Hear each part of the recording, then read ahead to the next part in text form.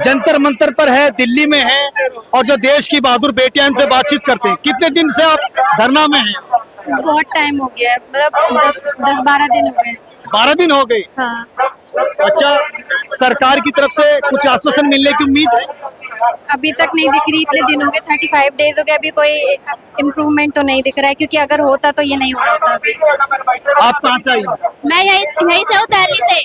मुझे हो गए 3 दिन यहाँ पे, तीसरा दिन है मुझे यहाँ पे आए हुए। ये जो अगर इन्हें करना होता है, ये हमारे देश के बच्चों को ऐसे वीरान कर रहे हैं। इन्हें शर्म नहीं आ रही? मोदी को ये दल्ला है, ये इतना खराब है। अगर इसे हम पे दया आती तो ये पेपर लीक क्यों कराता?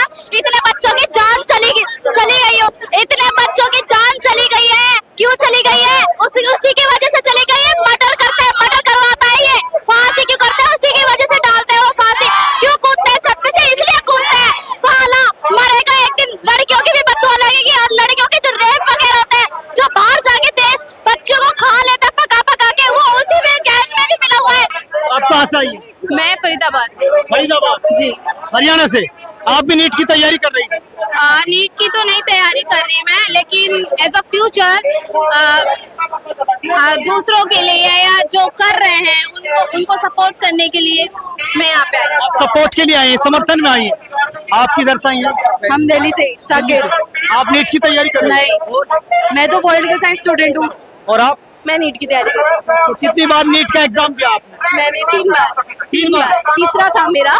एंड जो पहले इस बार एग्जाम हुआ था 3rd मई को, उसमें मेरा अच्छा स्कोर आ रहा था एंड सिलेक्शन भी हो रहा था। पेरेंट्स वगैरह सब खुश थे, बट एट द एंड फिर जब कैंसिल हो गया, फिर उसके बाद चलो फिर भी डिसाइडेड कि दे देते हैं रीनीट। स्टिल रीनीट में भी स्कैम हो गया and it's really heart breaking to be very honest. देश की जो बहादुर लड़कियां यहाँ डटी हुई हैं, सरकार तो झुक नहीं रही है, पीछे नहीं हट रही। Exactly. धर्मेंद्र प्रधान इस्तीफा देने को तैयार नहीं है। वही ऐसा क्या है भाई, कुर्सी में जो तुम छोड़ नहीं रहे हो? आज कल वीडियो भी डाला। उनकी कुर्सी पर शायद फेविकोल लगा हुआ है, मंत्री जी चिपके हुए हैं। ओडिशा के वोट कैसे मिलेंगे फिर? हाँ, प्रधान को हटा देंगे तो ओडिशा के वोट कैसे मिलेंगे? सारे इतने सालों से ओडिशा के वोट इसलिए तो नहीं मिल रहे थे। धर्मेंद्र आ गया तो मिल गए सारे ओडिशा के। वीडियो भी डाली, बट उसमें कुछ भी रिजाइन का कुछ भी जिक्र नहीं था। मतलब उन्होंने कुछ भी जिक्र नहीं था।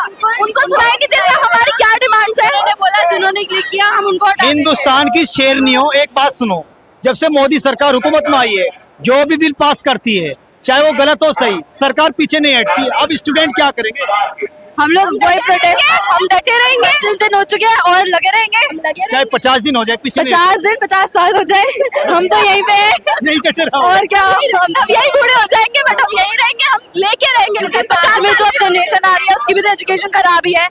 सब अफोर्ड नहीं कर सकते बाहर जाना भी, और सब अगर बेच बाच के चले भी जाते हैं, हम तो अफोर्ड कर लेंगे, बट और भी तो लोग हैं।